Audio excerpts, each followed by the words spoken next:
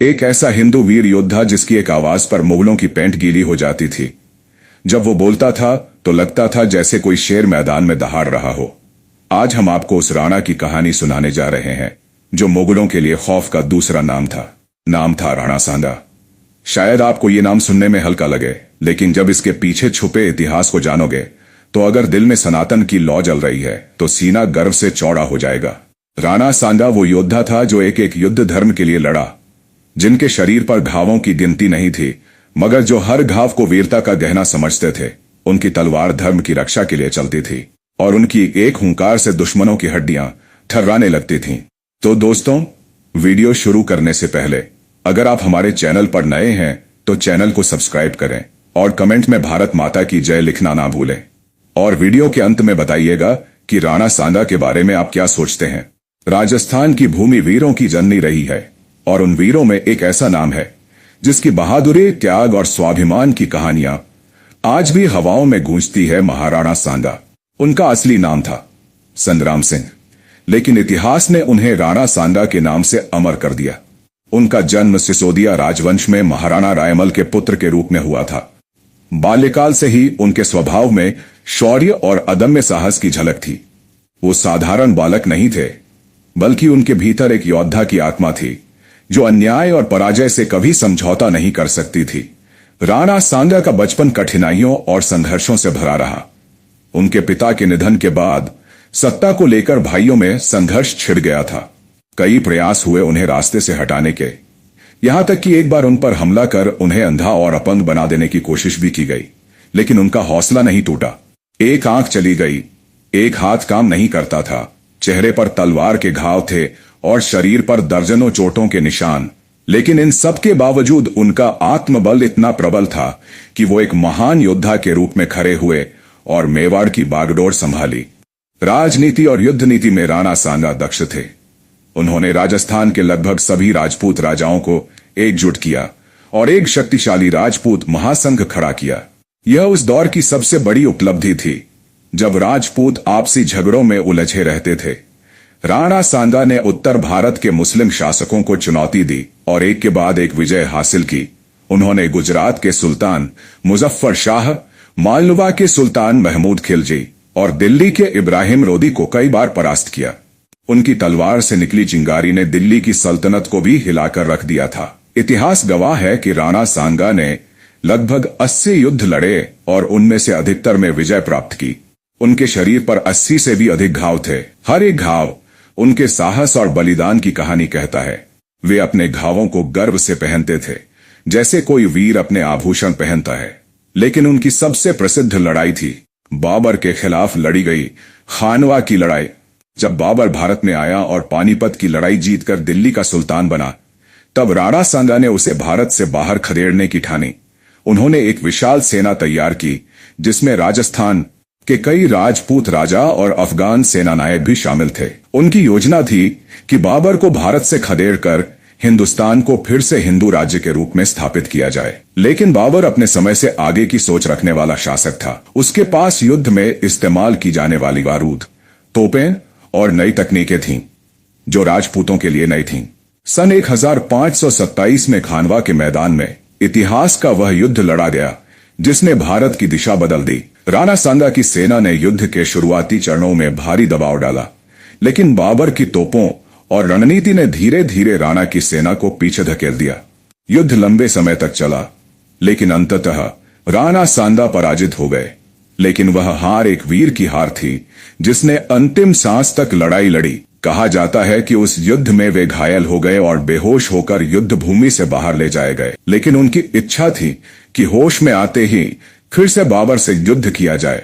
यही बात उनके कुछ सरदारों को नागवार गुजरी। उन्हें भय था कि फिर से युद्ध करने पर पूरा राज्य नष्ट हो जाएगा। कहा जाता है कि उन्हीं में से किसी ने उन्हें धीरे से जहर दे दिया, जिससे राणा सांगा की मृत्यु हो गई। इस प्रकार 1528 में उस महायोद्धा का अंत हो गया जिसने अपने जीवन में कभी किसी बादशाह के सामने सिर नहीं झुकाया था।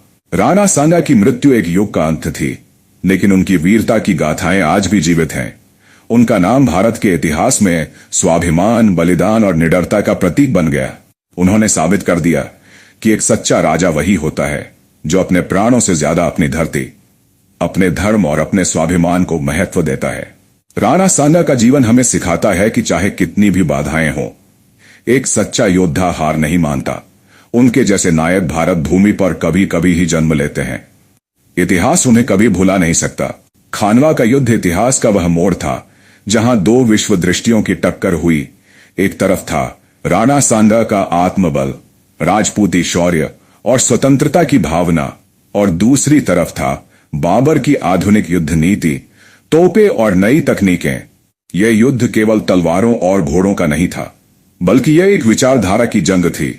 राणा सांगा इस युद्ध को सिर्फ एक लड़ाई नहीं मानते थे, यह उनके लिए भारत की आत्मा को विदेशी कब्जे से मुक्त कराने का संग्राम था। 1527 की शुरुआत में ही राणा सांगा ने एक विराट सेना तैयार करनी शुरू कर दी थी। उनकी इस सेना में सिर्फ मेवाड़ की ही नहीं, बल्कि मारवाड़, आमेर, बूंदी, कोटा, झालावाड़ और चंदेरी जैसे अनेक राज्यों के राजपूत योद्धा शामिल हुए। इसके अलावा अफगान सरदार महमूद लोदी, जो इब्राहिम लोदी के भाई थे, उन्हें भी राणा सांगा ने अपने पक्ष में कर लिया था। यह गठबंधन भारत में बाबर के खिलाफ अब तक का सबसे बड़ा और मजबूत संघ था। इतिहासकार मानते हैं कि राणा सांगा की सेना में लगभग 80 से अधिक घुड़सवार, हजारों पैदल सैनिक, हाथी और घोड़े थे। उधर बाबर को जब राणा सांगा के इरादों की भनक लगी तो वह भयभीत नहीं हुआ, बल्कि उसने इसे अपनी ताकत साबित करने का सबसे बड़ा मौका समझा। बाबर को मालूम था कि राणा सांगा एक बार अगर जीत गए तो भारत में मुगल सत्ता की जड़ें जमने से पहले ही उखड़ जाएंगी। इसलिए बाबर ने युद्ध को केवल रक्षात्मक रूप में नहीं, बल्कि आक्रामक रणनीति के रूप में लिया। उसने तुर्की से आए अपने कमांडरों और तोपचियों की मदद से एक ऐसी सेना खड़ी की जो बारूद और तोपों के प्रयोग में पारंगत थी। बाबर ने युद्ध से पहले जिहाद की घोषणा कर दी ताकि उसके सैनिक धार्मिक भावनाओं से प्रेरित होकर लड़ सकें। जब दोनों सेनाएं खानवा के मैदान में आमने सामने आईं, तो धरती कांपने लगी। यह युद्ध मार्च 1527 में लड़ा गया। प्रारंभ में राणा सांगा की सेना ने जबरदस्त दबाव बनाया। राजपूतों के घुड़सवारों की टुकड़ियां बाबर की पंक्तियों में घुसकर उन्हें काटने लगीं। युद्ध का आरंभ राणा सांगा के पक्ष में था और कई मुगल टुकड़ियां पीछे हटने लगी थीं। राणा स्वयं घोड़े पर सवार होकर तलवार चलाते हुए आगे बढ़े। उनके साथ उनके विश्वस्त सरदार भी युद्ध भूमि में जान की बाजी लगाए हुए थे। लेकिन बाबर ने एक नई रणनीति अपनाई थी, जिसे तुरुगमा कहते हैं। यह रणनीति तुर्कों की थी, जिसमें सैनिकों को दाएं बाएं हिस्सों में बांटकर चारों तरफ से घेर कर हमला किया जाता था। इसके साथ ही बाबर की सेना ने भारी तोपों और बंदूकों का उपयोग शुरू कर दिया। राजपूतों ने पहले कभी बारूद की ऐसी तबाही नहीं देखी थी। युद्ध भूमि पर धुआं, आग और बारूद की गंध छा गई। राजपूतों के घोड़े डरने लगे, सैनिक घायल होते गए, लेकिन फिर भी वे पीछे नहीं हटे। इस बीच युद्ध का निर्णायक मोड़ तब आया जब राणा सांगा को एक तीर आकर लगा। कुछ इतिहासकारों का मानना है कि यह तीर दुश्मन की ओर से नहीं, बल्कि विश्वासघात के तहत उनके ही किसी सहयोगी ने चलाया था। यह वह क्षण था जिसने युद्ध का रुख बदल दिया। राणा सांगा बेहोश होकर गिर पड़े और उनकी सेना का नेतृत्व बिखर गया। जब योद्धा अपने राजा को गिरा हुआ देखते हैं तो उनका मनोबल टूटने लगता है, और वही हुआ। बाबर ने मौके का फायदा उठाया और अपनी सेना को अंतिम आक्रमण के लिए प्रेरित किया। राजपूतों की पंक्तियां धीरे धीरे टूटती गईं। हजारों राजपूत रणभूमि में वीरगति को प्राप्त हुए, लेकिन किसी ने पीठ नहीं दिखाए। बाबर ने इस युद्ध में जीत हासिल की, लेकिन यह जीत आसान नहीं थी। उसे भारी नुकसान उठाना पड़ा और राणा सांगा की बहादुरी ने उसकी नींव हिला दी थी। युद्ध समाप्त हुआ, लेकिन इतिहास में राणा सांगा की वीरता की कहानी अमर हो गई। बाबर ने भले ही युद्ध जीत लिया, लेकिन सम्मान की विजय राणा सांगा की थी। उनकी हार में भी वह गरिमा थी जो केवल एक महान योद्धा के हिस्से में आती है। राणा सांगा के मन में एक ही ख्वाहिश थी, भारत को विदेशी शासन से मुक्त कराना। युद्ध के बाद जब उन्हें होश आया तो उन्होंने फिर से सेना तैयार करने की बात कही, लेकिन नियति को कुछ और ही मंजूर था। उनके ही कुछ सरदारों ने उन्हें जहर दे दिया ताकि वे दोबारा बाबर से युद्ध न करें और मेवाड़ को और अधिक नुकसान से बचाया जा सके। इस तरह एक महान योद्धा का अंत हो गया। लेकिन राणा सांगा केवल एक राजा नहीं थे, वो एक सोच थे जो आज भी हर भारतवासी के दिल में जिंदा है। उनकी बहादुरी, उनका स्वाभिमान और उनके बलिदान की गाथा आने वाली पीढ़ियों को प्रेरणा देती रहेगी।